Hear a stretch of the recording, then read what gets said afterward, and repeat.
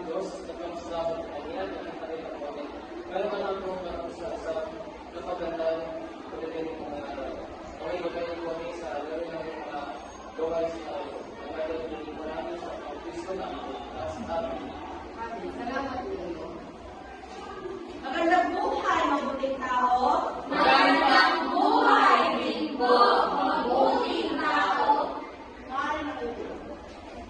Nakikita ko na ang ating silid-aralan ay mabilis at maayos. Kapag kayo nakakita ng inyong halat sa inyong harapan, punutin ito at itapon sa tamang sakulat pagtapos ng ating klase. Naiintindihan ba ang mga bata?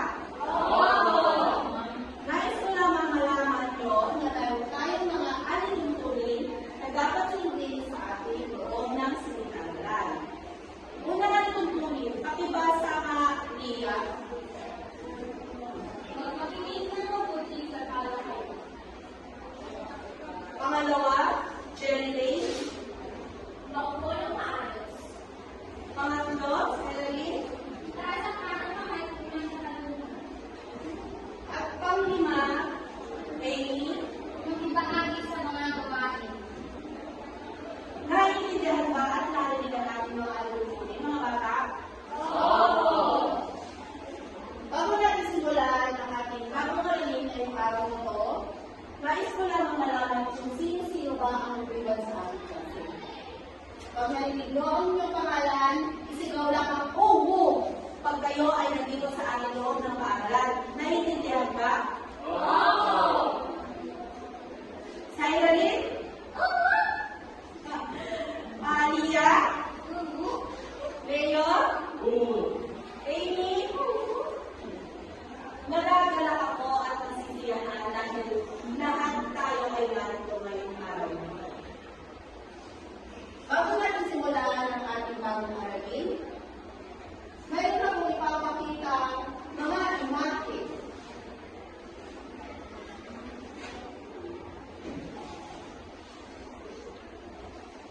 Unang imake. Ano ang nakikita nyo na imake? Generate? Elephant, tama. Ano pa? Lia? Tigre, tama. Bago natin umpisahan ang ating bagong aralin, nais ko lamang ibalik o magbalik-aral tayo sa nakaraan nating tinalakay. Ano-ano ang mga hayop na matatagpuan sa gubat? Kung sino man ang makakasagot, mga anak, mayroong pa-premyong naghihintay sa inyo. Leo? Ahas po. Ahas, tama. Bigyan niya si Leo ng 5 good job daw. 1, 2, 3. Good job!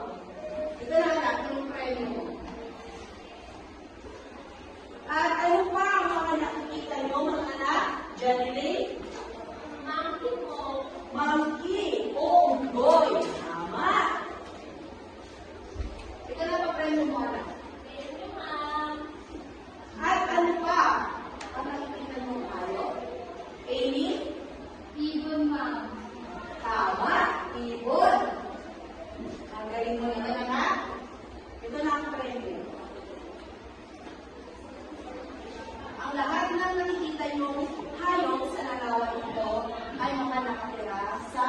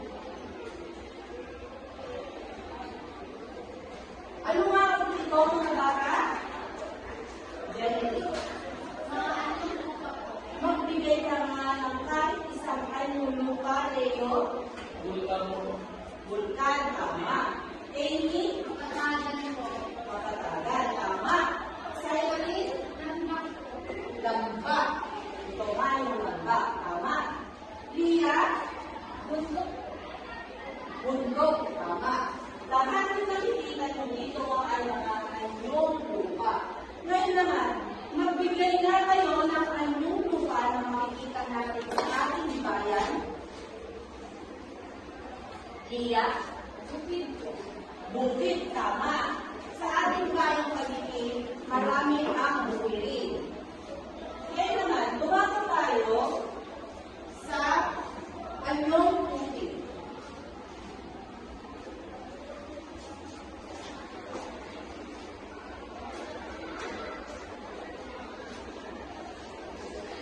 Ito ang mga anyong tubig. Ano ang makikita niyo dito sa larawan na ito, mga anak? Germinate? Karagatan po. Karagatan. Sa karagatan. At susunod dito, loob. Tama. Loob. Lia? Talon po. Talon. Tama. Ngayon naman, ano-ano, magbigay na kayo ng halimbawa na nakikita nyo ay yung tubig na makikita natin sa ating bayan. Generate? Tama. Dito sa ating bayan ay mayroong ilog. Ngayon, naman, inubuto ko kayo sa dalawang grupo. Ang unang grupo makakatapos ay mayroong premyong nakalaan. Ibigin ko naman kayo ng 5 minuto, bawat grupo, idikit dito sa ating pisara, ang asin na ibigay ko sa inyo. Naiintindihan ba mga bata? Ayaw na kayo mag-uwi.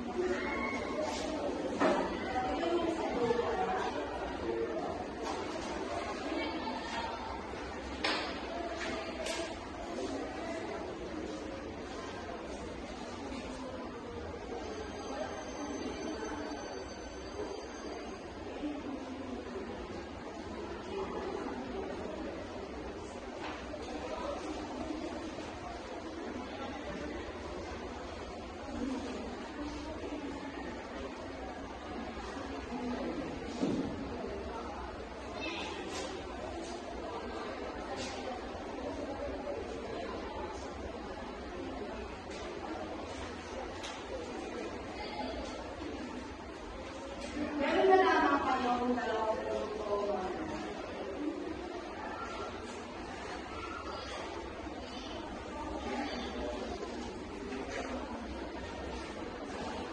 Una naman. Tama. Ito ay isang lawa. Ang lawa ay anyong tubig. Ito naman ay isang lamba. Ang lamba ay anyong lupa. Uulitin namin mga anak. Ang anyong lupa ay tumutukoy sa mga likas na forma, hugis, na kaluwaan na matatagpuan sa ibabaw ng ating planeta. Nakikita nyo sa imahe nito ang mga hugis at anyo na nasa ibabaw ng ating planeta. At ang tubig ay yung tubig naman ay tumutukoy sa mga likas na forma ng tubig na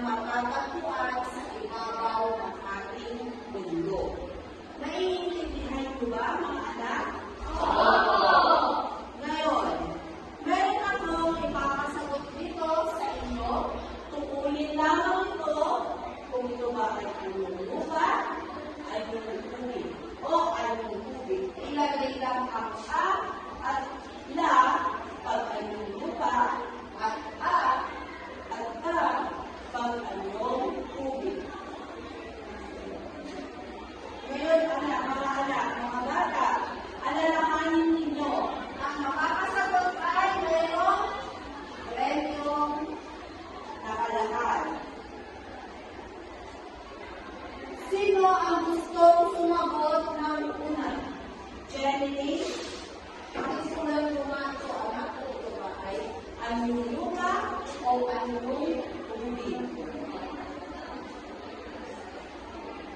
Tama. Ang susunod na larawan, Ria. Pakisagot na anak kung pangalawang larawan.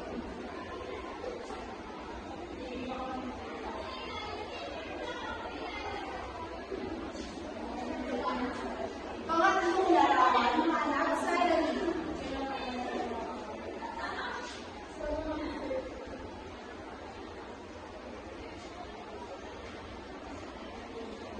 Ang pangapat na larawan, Leo.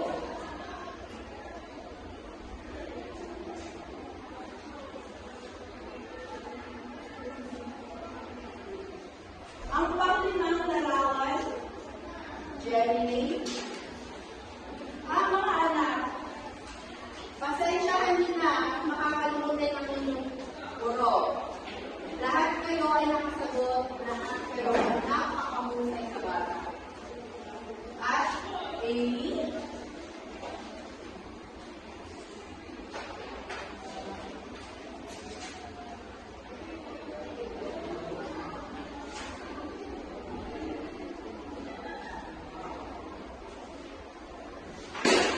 napakahusay. Lahat ito ay tama. Anyong lupa, anyong tubig, anyong lupa. Napakahusay niyo lahat ng mga bata. Bigyan niyo ang inyong sarili ng good job ka.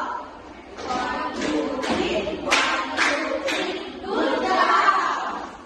Ngayon mga anak, ipapaalala ko lang sa inyo, ang anyong tubig ay hindi naman nagsisilbing tirahan ng mga hayop o halaman, kundi nagsisilbing ito ng makalagang kasayaman tulad ng tubig, tumig, mga yamang dagat, mga islang pinagkukunan natin ng pagkain. At ang yaman mo pa naman ay